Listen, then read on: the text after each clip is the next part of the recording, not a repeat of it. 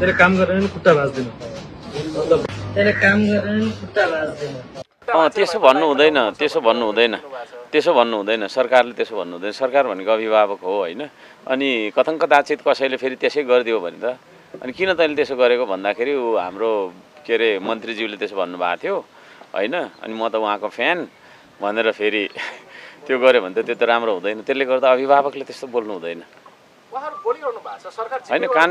कानुनी सुन्नु न कानुनी हैन तपाईको चाहिँ नि दण्ड सजाय कारबाही उहाँहरूले चलाउन सक्नुहुन्छ तर त्यो खालको अभिव्यक्ति दिनु हुँदैन केही समय यता अर्थमन्त्रीलाई प्रश्न उठ्यो अर्थमन्त्रीले संसदको रोस्टमबाट फिल्मी शैलीमा 2 रुपैयाँ भ्रष्टाचार गरेको रहेछु भने सार्वजनिक जीवन त्याग्न तयार छु भन्नुभयो यसलाई कसरी लिनु भएको छ त्यही त त्यो संसदीय छानबिन समिति गठन गर्नुपर्छ भन्ने माग हाम्रो हो अब यस्तो छ यो चाहिँ कस्तो भने मान्छेले जीव छाडेपछि केही लाग्दैन हैन अब प्रश्न गरिसकेपछि जस्तै तपाईले प्रश्न गर्नुभयो नि यसको मैले उत्तर दिँदा पनि हुन्छ नदिँदा पनि हुन्छ तर अहिले जिम्मेवार व्यक्तिले चाहिँ दिन्छ क्या प्रश्नको उत्तर तर प्रश्न पनि ढङ्गिलो प्रश्न चाहिँ हुनु चाहिँ पर्छ र अब प्रश्न उठिसकेपछि उहाँहरूले उत्तर नदिनु चाहिँ उहाँहरूको कमजोरी हो हाम्रो तर्फबाट कमजोरी छैन सरकारको तर्फबाट कमजोरी छ त्यो कमजोरी चाहिँ उहाँहरूले सच्याउनलाई जति सक्दो चाँडो भन्छु म चाहिँ हैन विभिन्न कुराहरू आयो हैन हजुर सच्याउने बाटोमा देखिनु भएन उहाँहरू त्यही त देखिएन अब त्यो चाहिँ कस्तो भन्दाखेरि मैले अघि भने नि अब है कोही मान्छे यहाँ नाङ्गै हिँड्यो भने उसलाई के भन्ने हामीले है रोक्न त सकिँदैन नि त त्यस्तै खालको कुरा हो त्यो सामाजिक सञ्जाल एकदमै चलाउनुहुन्छ उत्तर दिनुपर्ने उहाँहरू आउनुहुन्न अब दिनुहुन्न के भन्ने हामी प्रधानमन्त्रीले पनि देश बनाउने टिम भनेको 3 जना ए प्रधानमन्त्री सहित ए हो म त खै थुप्रै मान्छेले गरिरहेको हुन्छ कसले गरे उहाँहरू चाहिँ अब भौतिक पूर्वाधार मन्त्रीको खास गरेर यो हैन तर अब उहाँहरू त्यो त्यही त त्यो अब 2/3 दम्ब त्यो खालको छ हैन अनि हाम्रो काम भनेको त सरकारले चेक एन्ड ब्यालेन्स गर्ने नै हो नि त प्रश्न सोध्ने नै अब जस्तै पत्रकार हामी एउटै हो क्या पत्रकार पनि प्रतिपक्ष हो नि हैन तपाईहरुले प्रश्न सोधिरहनुपर्छ हामी पनि प्रश्न प्रतिपक्ष हो हैन तपाईहरु समाजको प्रतिपक्ष हामी संसदको प्रतिपक्ष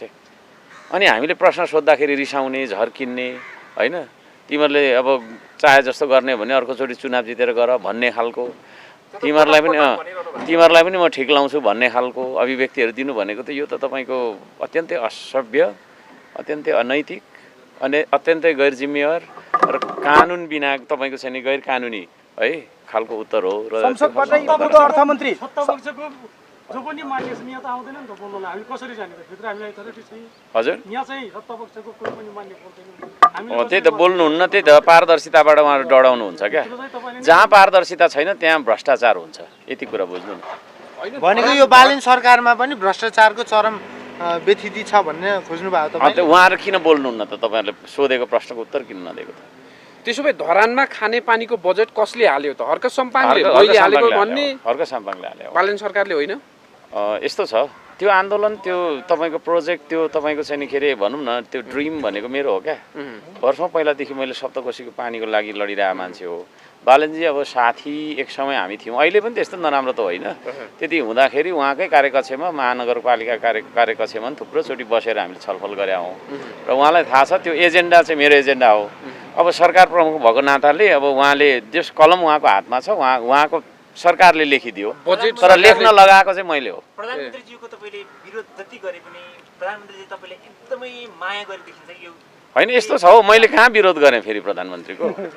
हैन लेखै हुनुहुन्छ कहाँ विरोध गरेँ कुनै दिन फोटो खिचेको आउँछ हामी दुई जनाको कफी खाँदै गरेको कुनै दिन राजीनामा दिन हैन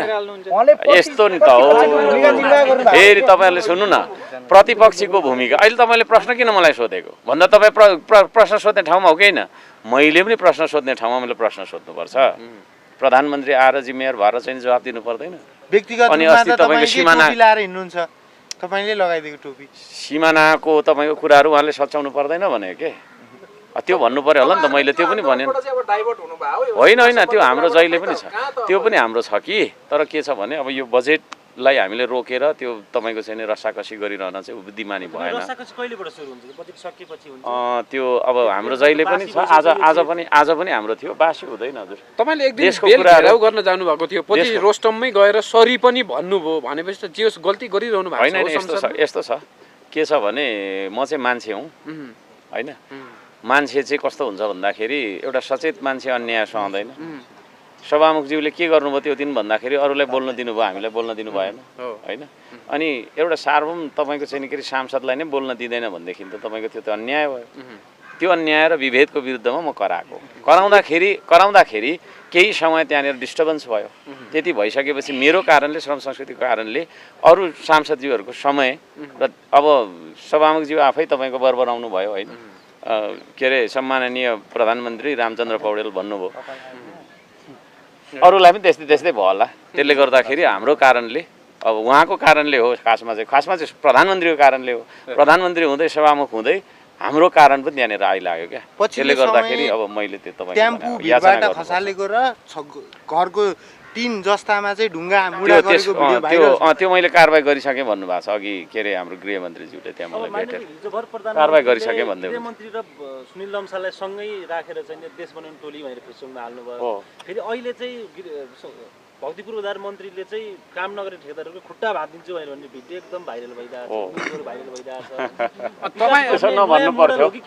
होइन त्यसो नभन्नु। तीनजना देश बनाउने, तपाईँहरू के बनाउने त्यसो भए? खुट्टा त उहाँहरूलाई काम गराउने। यता सुन्नु है। तपाईँहरू के गर्ने भन्नुहुन्छ नि, उहाँहरू काम गर्ने, हामी काम गराउने। काम गर्ने भन्दा काम गराउने ठुलो हुन्छ। तपाईँको फोटो हो आउँछ त्यो पनि। जामसादै भन्ने जस्तो तपाईँ सामाजिक सञ्जालमा एक समय एकदम धेरै लोकप्रिय हुनुहुन्थ्यो, हर्क साम्पाङको हाई हुन्थ्यो।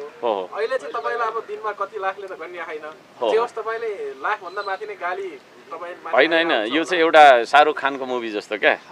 शाहरुख खान कुन मुभीबाट हिट भएको थाहा छ? बाजीगर।